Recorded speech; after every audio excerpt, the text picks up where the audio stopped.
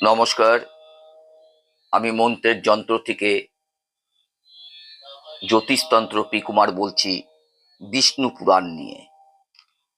এই বিষ্ণু পুরাণের রিভু ও নিধাগের কাহিনী কিন্তু আমি বলে যাচ্ছি। এর আগের কাহিনীগুলো আপনারা যদি শুনে থাকেন তাহলে পরবর্তী কাহিনী তাদের খুব ভালো লাগবে। আমি যেখানে বলেছিলাম সেটা হচ্ছে কি, গুরুদেব শিষ্যের কাছ থেকে বিদায় নিয়েছিলেন। আজ ঠিক তার পরবর্তী। গুরুদেব বলছেন, ভগবান তোমাদের মঙ্গল করুন। এই কথা শুনে গুরুদেব বিদায় নিলেন। এরপর অনেকটা সময় কেটে গেল। দেবিকা নদীর তীরে বীরনগর এখন আরো সমৃদ্ধ হয়েছে। নিধাগের তপবন আজও বিদ্যমান। বহুদিন পরে গুরুদেব রিভু আবার মনে পড়ল প্রিয় শিষ্য নিধাগের কথা। তিনি চললেন এক ব্রাহ্মণের বেশ ধরে। উপস্থিত হলেন বীরনগরে। দেখলেন সারা দেশ জুড়ে এক মহান উৎসব। কত হাতি, কত ঘোড়া, কত পতাকা, কত লোক, তার সীমা নেই। সবার পরনে নতুন পোশাক ঝলমল করছে, নানা রকম বাজনা বাজছে। ছদ্মবেশী মুনি রিভু সেই মহা কোলাহলের মধ্যে নিধাগকে খোঁজ করছেন। এদিক ওদিক তাকিয়ে দেখছেন।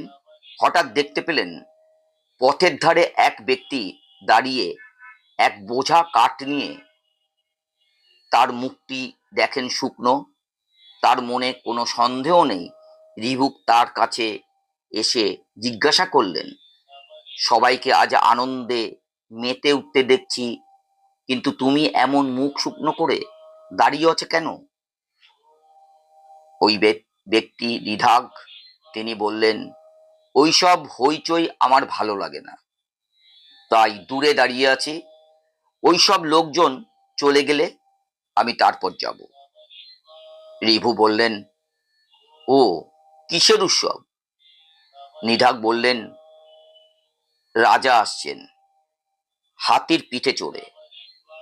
রিভু অবাক হয়ে বললেন, কোথায় রাজা? কই, আমি তো দেখতে পাচ্ছি না। নিধাগ বললেন, ওই তো নিচে হাতি, আর হাতির পিঠে ওপরে গদিতে বসে রাজা। মাথায় পাগড়ি, গায়ে ঝলমলে পোশাক, গলায় দুলছে মুক্তের হার। রিভু বললেন, আমি তো কিছুই বুঝতে পারছি না।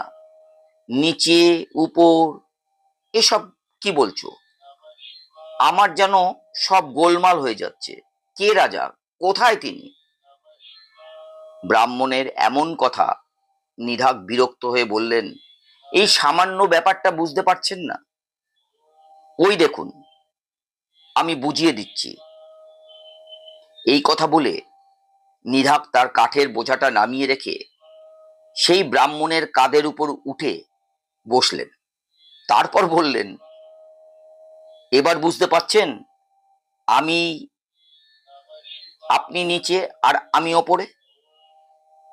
ছদ্মবেশী ব্রাহ্মণ বললেন, ও বুঝেছি। আমি নিচে অর্থাৎ আমি হাতি, আর তুমি ওপরে অর্থাৎ রাজা। কিন্তু এখনো আমার বোঝাটা ঠিক হলো না। আচ্ছা, তুমি কি আরো একটু সরল করে দেখাতে পারো? নিচে আমি হাতিকে, আর উপরে তুমি রাজা বাকে? ব্রাহ্মণের কথা শুনে নিধাগ চমকে উঠলেন।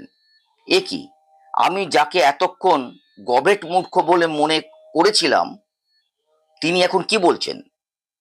সঙ্গে সঙ্গে তার কাঁধ থেকে লাফিয়ে নিচে পড়লেন।